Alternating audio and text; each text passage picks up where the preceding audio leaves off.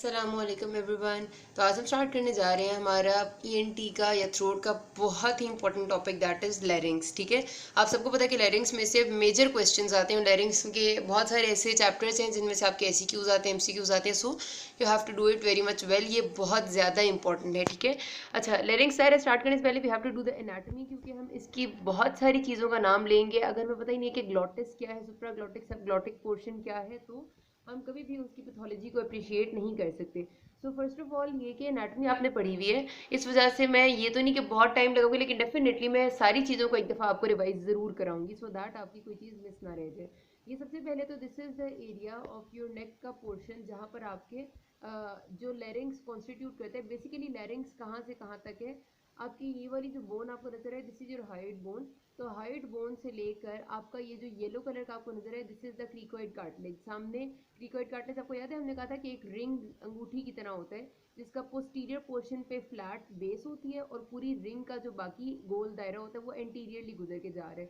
सो ये आपका क्रीकोइड कार्टिलेज है। तो क्रीकोइड कार्टिलेज और हाइट बोन के दरमियान में ये सारा जो पोर्शन है, दिस इज कॉल्ड योर लैरिंग्स। ठीक है, अच्छा अब इसमें हमारे पास इस वाली पिक्चर में कार्टिलेजेस शो हुए हुए हैं। ठीक है, ये वाला जो आपका नजर आ रहा है सबसे broad, this is your thyroid cartilage. ठीक है, थायराइड कार्टिलेज की डिटेल में हम नहीं जाते, हम सिर्फ इतनी बात करते हैं कि ये इसका सेंटर में जंक्शन पॉइंट होता है, दो इसके एला हैं ये जो फैले हुए हैं, और फिर इसके ऊपर और नीचे ये हॉर्न्स भी होते हैं जो आपको नजर आ रहे हैं, ऊपर एक्सटेंड कर रहे हैं।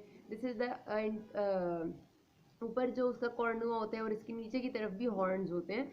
और फीमेल्स में ये जब दोनों एला इसके सेंटर में आके मिलते हैं, लाइक मिड लाइन में यहाँ पर, तो जो एंगल बनता है that is of 120 degrees, like थोड़ा ब्रॉड एंगल होता है। लेकिन मेल्स में ये थायराइड कार्टिलेज जब आके मिलता है तो एंगल बनता है 90 डिग्रीज।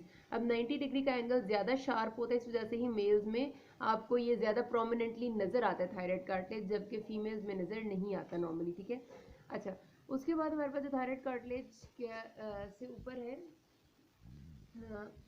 थायराइड का पहले कार्टिलेजेस की बात कर लेते हैं कि लैरिंग्स में कार्टिलेजेस कौन कौन से हैं। थायराइड के बाद वी हैव दिस येलो वाला जो पीछे से ब्रॉड है, आगे से शॉर्ट है, क्रीकॉइड कार्टिलेज। ओके गाइस, सो अब मैं आ गई हूँ नेटर्स की डायग्राम पे, बिकॉज ये बहुत ज़्यादा क्लियर है और इसमें ज़रा कैमरा स्टेबल रहता है, तो इस वजह से मैंने कहा इससे एक्सप्लेन कर देते हैं।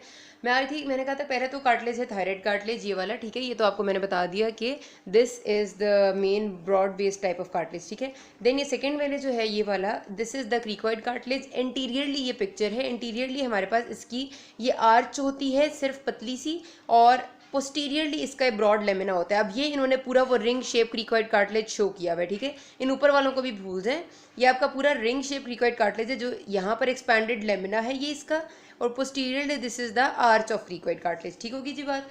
अच्छा उसके बाद हमारे पास जो थर्ड कार्टिलेज है, ये भी हम बात करते हैं पहले अनपेयर्ड कार्टिलेज की, जो मतलब एक एक ही एग्जिस्ट कर रहा है। थायराइड एक ही है, क्रीकॉइड एक ही है पूरा, और जो तीसरा एक ही अकेला है वो है एपिग्लॉटिस। ठीक है, now this is your epiglottis. ठीक है जी, ये आपका पूरा जो पत्ता सा आपको बना हुआ नजर आ रहा है, this is a flap like cartilage which is known as epiglottis. ठीक है, इसमें अब हमारे पास इससे रिलेटेड कुछ बातें जो याद रखने वाली हैं।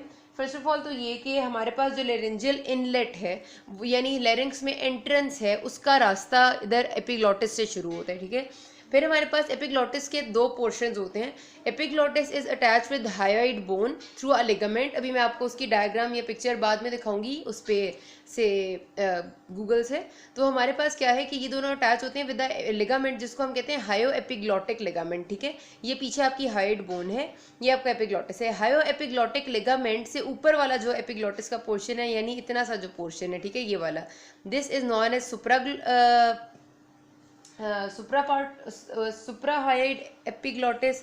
और इससे जो नीचे वाला पोर्शन होता है उसे हम कहते हैं इंफ्राहायोइड एपिग्लॉटिस। ठीक है, तो हायो एपिग्लॉटिक लिगामेंट नाम से ही पता चल रहा है कि हायोइड बोन और एपिग्लॉटिस के दरमियान में जो लिगामेंट है उससे ऊपर सुप्राहायोइड एपिग्लॉटिस है और नीचे इंफ्राहायोइड एपिग्लॉटिस है। अच्छा उसके बाद हमारे पास जो ये है ना एपिग्लॉटिस, इसको कहते हैं कि ये कनकेवो कन्वेक्स शेप का है।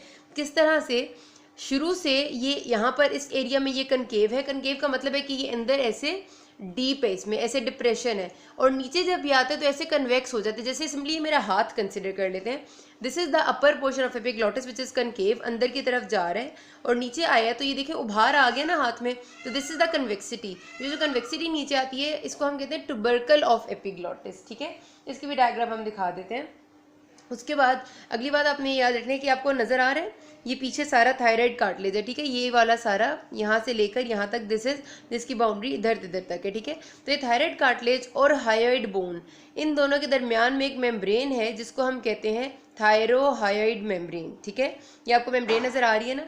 तो अब हमारे पास जो एपिग्लॉटिस और ये मेम्ब्रेन है, आपको पता है एपिग्लॉटिस का जो पोर्शन मुझे इस वक्त नज़र आ रहा है this is the posterior portion, और एपिग्लॉटिस का ये वाला पोर्शन यहाँ पर से जो झांक रहा है, ठीक है, ये आपकी हाइड बोन है, ये थायरोहायोइड मेम्ब्रेन है, ये थायराइड कार्टिलेज है, ठीक है, एंटीरियरली है ये व्यू।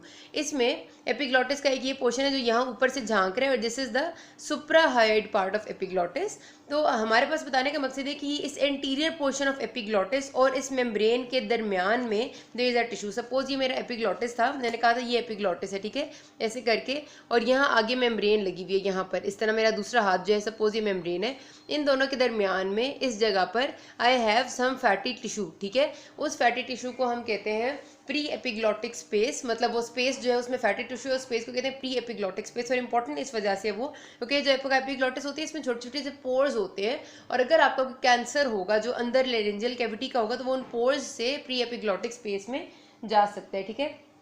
अच्छा जी, उसके बाद हमारे पास आ जाते हैं अगले कार्टिलेजेस जो है एरिटेनॉइड कार्टिलेजेस। अब हम आगे पेयर्ड कार्टिलेजेस पे। अनपेयर्ड 3 ही थे, थायराइड था, क्रीकॉइड था एंड एपिग्लॉटिस था। अब पेयर्ड कार्टिलेजेस में जो पहला ग्रुप है वो है ये एरिटेनॉइड कार्टिलेजेस। इनको अच्छे से समझना है because vocal cords, vocal folds सब कुछ इन्हीं कार्टिलेज से अटैच होता है, मसल्स भी इन्हीं से अटैच होते हैं, so you should know these cartilages. बहुत सिंपल से हैं, लगे हुए कहाँ पर हैं आपको इस डायग्राम में आप देखें, ये है पोस्टीरियर पोर्शन यानी लेमिना ऑफ क्रीकॉइड कार्टिलेज, ठीक है, ये posterior portion of cricoid cartilage और उसका एक्सपैंडेड लेमिना है। तो उसके ऊपर ये ट्रायंगल सी शेप के 2 कार्टिलेजेस लगे हुए हैं which are the cricoid cartilages, sorry arytenoid cartilages, ठीक है। अब इसका मतलब ये है कि अगर ये anterior portion of laryngeal cavity में आता है, मतलब लेरिंग्स के एंटीरियर पोर्शन में ये है और लेरिंग्स के पोस्टीरियर पोर्शन में है, तो इसका मतलब है कि पोस्टीरियर पोर्शन में हमारे पास एरिटेनॉइड कार्टिलेजेस मौजूद होते हैं, ठीक है। अब एरिटेनॉइड कार्टिलेजेस जो हैं दे हैव अ बेस, ये बेस है which is fixed on the lamina of cricoid cartilage. ये लेमिना ऑफ क्रीकॉइड कार्टिलेज है और इनकी बेस जो है वो लेमिना के ऊपर फिक्स है।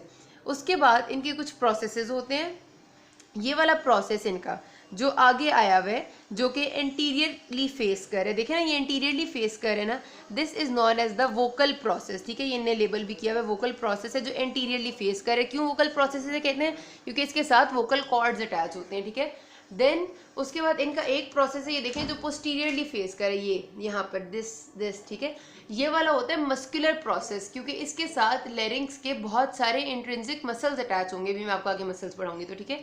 फिर तीसरी क्या चीज़ है, ये this is the apex of the एरिटेनॉइड cartilage, और इसके ऊपर बैठा हुआ होता है एक और छोटा सा, ये जो इन्हें लेबल किया हुआ है कॉर्निक्यूलेट कार्टिलेज, ठीक है। ये हमारा अगला कार्टिलेजेस आएंगे पेयर्ड कार्टिलेजेस, कॉर्निक्यूलेट कार्टिलेजेस जो एपेक्स ऑफ एरिटेनॉइड के ऊपर बैठे हुए होते हैं। तो हमारे पास एरिटेनॉइड क्या हो गया, हमारे पास एरिटेनॉइड की एक बेस है जो कि बैठ है on the lamina of cricoid cartilage, फिर इसका एक प्रोसेस है जो एंटीरियरली फेस कर है, यानी कि जिस तरफ हमारी आर्च है क्रीकॉइड की जो anterior portion of the face कर है, क्योंकि उसके साथ वोकल कॉर्ड्स अटैच होंगे। वोकल कॉर्ड्स भी बेसिकली आपकी एक मेम्ब्रेन ही है जो आगे मैं आपको पढ़ाऊंगी। And then we have the muscular process जो कि पोस्टीरियरली फेस कर है और उसके साथ मसल्स अटैच होंगे, ठीक है। अगला कार्टिलेज है हमारा कॉर्निकुलेट कार्टिलेजेस। मैंने बताया आपको छोटे छोटे से कार्टिलेजेस हैं जस्ट अबव द एरिटेनॉइड कार्टिलेज, ठीक होगी, इसमें कोई ऐसी मुश्किल बात नहीं है। और अगले जो हैं, अगर आप यहाँ पर इस डायग्राम में देखें ना तो ये आपको नजर आ रही हैं, ये आपके है एरिटेनॉइड्स और उनके ऊपर ये है कॉर्निकुलेट। और आखिर में एक छोटे से कार्टिलेजेस होते हैं क्यूनिफॉर्म कार्टिलेजेस। वो जो क्यूनिफॉर्म है ना बेसिकली वो आपके फोल्ड बना रहे होते हैं, फोल्ड के अंदर आ जाते हैं छोटे पतले से रॉड शेप में। तो यहाँ पर उन्होंने दिखाया हुआ नहीं है एराई एपिग्लॉटिक फोल्ड, मैं देखती हूँ, यस यहाँ पर आगे इस डायग्राम में मैं आपको बता देती हूँ। आप ये देखिएगा यहाँ पर, सॉरी, अच्छा इस जगह पर आप देखें तो ये आपका एपिग्लॉटिस है, ठीक है, पीछे एपिग्लॉटिस है उसी तरह से। और एपिग्लॉटिस के बाद ये जो एरिया है, ये सारा का सारा area, this is the aryepiglottic fold. क्योंकि क्या है ये कि ये एक म्यूकस मेम्ब्रेन का फोल्ड है जो आपके एपिग्लॉटिस से एक्सटेंड करता हुआ आ रहा है। और ये तो मसल्स से जो कवर हुआ हुआ area, these are the arytenoid cartilages, ठीक है, इनके ऊपर सारे मसल्स आए हुए हैं ना, ये सारा जो मसल्स हैं इसके पीछे एरिटेनॉइड कार्टिलेज है। तो एरिटेनॉइड कार्टिलेज से लेकर एपिग्लॉटिस तक जो म्यूकस मेम्ब्रेन का फोल्ड होता है इसे कहते हैं एराई एपिग्लॉटिक फोल्ड, ठीक है। Aryepiglottic fold makes the inlet of larynx, ठीक है, ये मेनली इनलेट ऑफ लैरिंग्स है, यहाँ पर से लैरिंग्स शुरू होता है। अब आप देखें ये जो पहली एराई एपिग्लोटिक फोल्ड में आपको एक स्वेलिंग सी नजर आ रही है, एक ये स्वेलिंग है, एक ये स्वेलिंग है, ये है for the presence of corniculate cartilage, क्योंकि मैंने आपको बताया था कि कॉर्निकुलेट कार्टिलेज एरिथनॉइड कार्टिलेज के ऊपर होते हैं। और जो अगली आपको पतली सी स्वेलिंग नजर आ रही है ना, this is the swelling for cuneiform cartilage, ठीक है, ये हमने लेबल की हुई क्यूनिफॉर्म कार्टिलेज की स्वेलिंग है, अभी छोटी पतली सी होती है।